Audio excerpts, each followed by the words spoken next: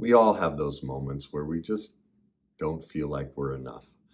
So today I wanted to share a 3-step process that I've found has helped many people overcome that feeling.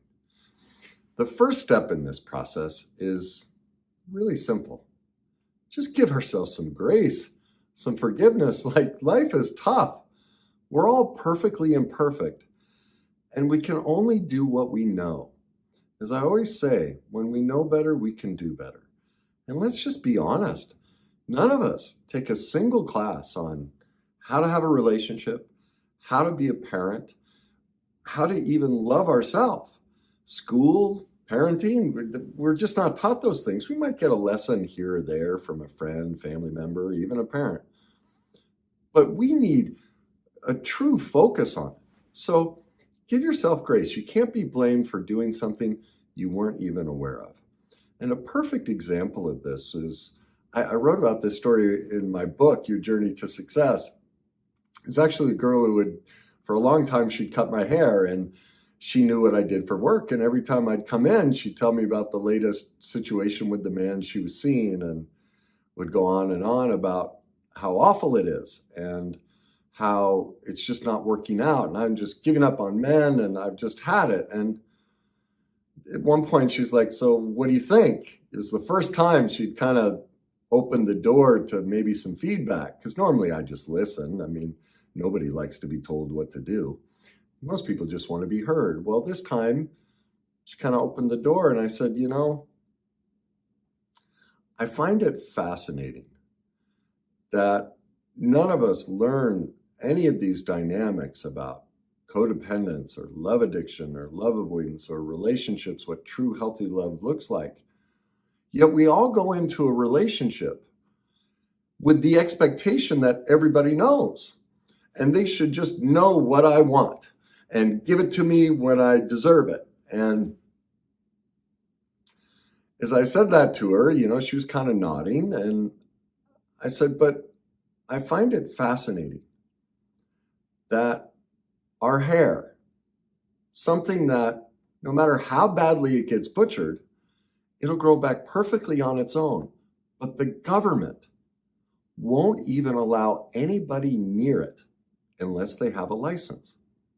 Yet to learn how to be a parent, to learn about relationship dynamics or any of these things, we don't learn a single thing. And we somehow expect that everybody's going to do it right. And we also have the expectation of how could they hurt me? Now, I'm not advocating the government demand we take classes on this, but it's just a reality check of, isn't that fascinating? Our hair. We demand somebody have a license, or they can't even get near it. But parenting and all these things, the things that shape our lives, we learn nothing about. And most people, when I tell that story, they get defensive. Oh, well, I know what to do. And that's just shocking to me, that there's so much unwillingness to accept that fact of, wow, that's true. I haven't learned any of this. It doesn't make me bad. As I said, you can't be blamed for doing something you weren't aware of. But it really goes to show the level of shame and fear and denial we have about learning how to navigate these things. And so that's the first step, is give yourself grace. And then if you want to, you don't have to, but if you'd like to change the outcome of your relationships or the situation with your kids, then there's an opportunity to go learn about it if it works for you. Or you can just keep repeating the same old pain that you're going through. It's your choice. I won't judge you either way.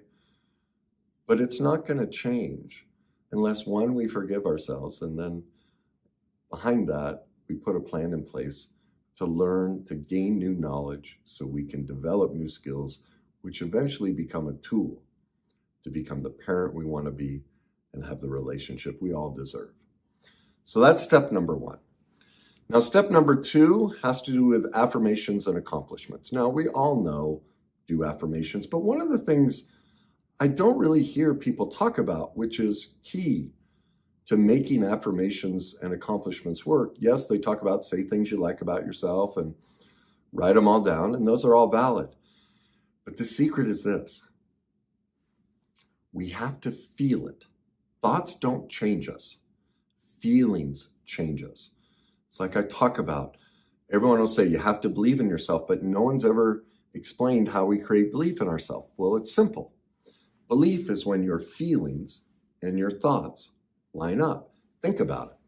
We've all had those experiences in our life where we're going into an event or a test or job interview, and we're driving there and we're like, man, I can feel it. This is going to go well. And so our thoughts line up with that, our feelings line up, and it goes well. We've had the converse experience, though, where we're driving, we're like, we can feel this dread. It's just awful. And we're like, I've got to get sick. I've got to cancel. I've got to get out of this. And what do? We try and talk positive. Come on, you can do this. Doesn't change it. We go in there feeling terrible and walk out feeling terrible, and things don't go well. Well, that's because we have to shift the way we feel. We need emotional mastery. Thought doesn't change us. Emotions change us. So here's the way to do affirmations and accomplishments. Yes, every day, wake up first thing in the morning, write down 3 things you like or love about yourself. But the key is this. You have to feel it. Like, this is embarrassing, but I've said this for years. I wake up every morning, I look down, I go, man, I love my feet. Like, I have gorgeous feet. I just do. I know I don't have a foot fetish or anything. They're like, and people like, there's been pictures on Facebook where my feet show up and people are like, you've got great feet. I'm like, I know. So, but do you see the joy? You can feel how much that's true. I love my feet. There are many other things I love about myself. That's the secret. What do you love about yourself or really like about yourself? Create that feeling and sit in that feeling. That's the most powerful step. Not just thinking it, not just writing it, feeling it.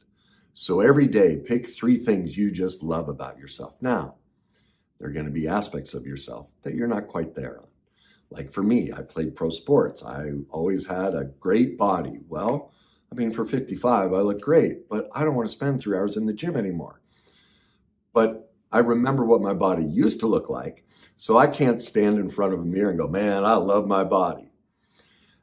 So you back it off. With those things you don't quite feel perfectly confident in, you switch it to, I'm willing. Do you feel the difference? I'm willing to like my body. Do you see, that gets us out of that shame and that sense of holding ourselves back and starts moving us in the direction of self-love and self-acceptance. And so those aspects of your life that you can't fully affirm, back it off to, I'm willing. Now make sure all the topics you're using are things about the way you look, your personality, the type of parent you are, the type of friend you are, the type of spouse or partner you are, the type of person you are in your career, every aspect. Those are things you're looking to affirm.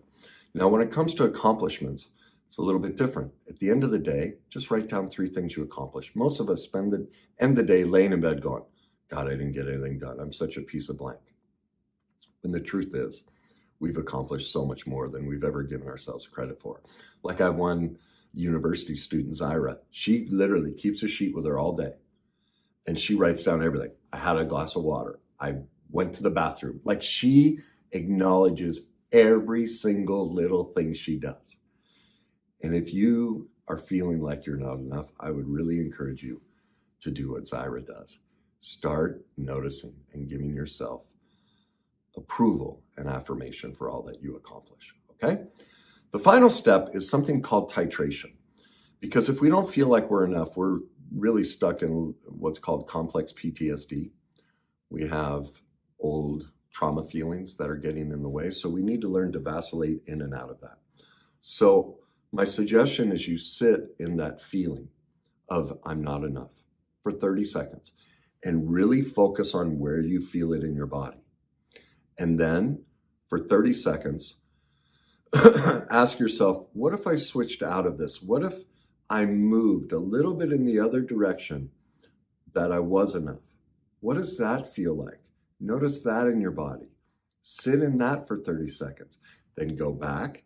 Just keep alternating between the two, and you're going to see that the feeling that you're not enough is going to lighten, and the feeling that you are enough is going to grow.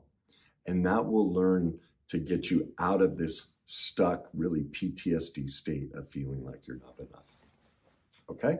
So there are 3 tips for you to turn that around. I hope that's a help to you. If you think it's a help to you and will be to others, please like it, leave a comment, let me know your thoughts and feelings, and please share it. And one other thing, I'd suggest you pick up this book by Louise Hay, You Can Heal Your Life. To me, this is the single best book that's ever been written on how to love yourself. Like when I read her book, I just feel like the feelings jump off the page. Now, for some men, it might be a little flowery, but open yourself up to feeling how much she cares. This will really help you. The only suggestion I have is she uses the phrase think. Just switch that to feel, because to shift us, it's a feeling process, not a thinking process. But this is the single greatest book on how to shift the way you feel about yourself. So I really encourage you to pick that up. She's just wonderful. I love her. All right, there you go. There are your tips for today. I hope that helps you.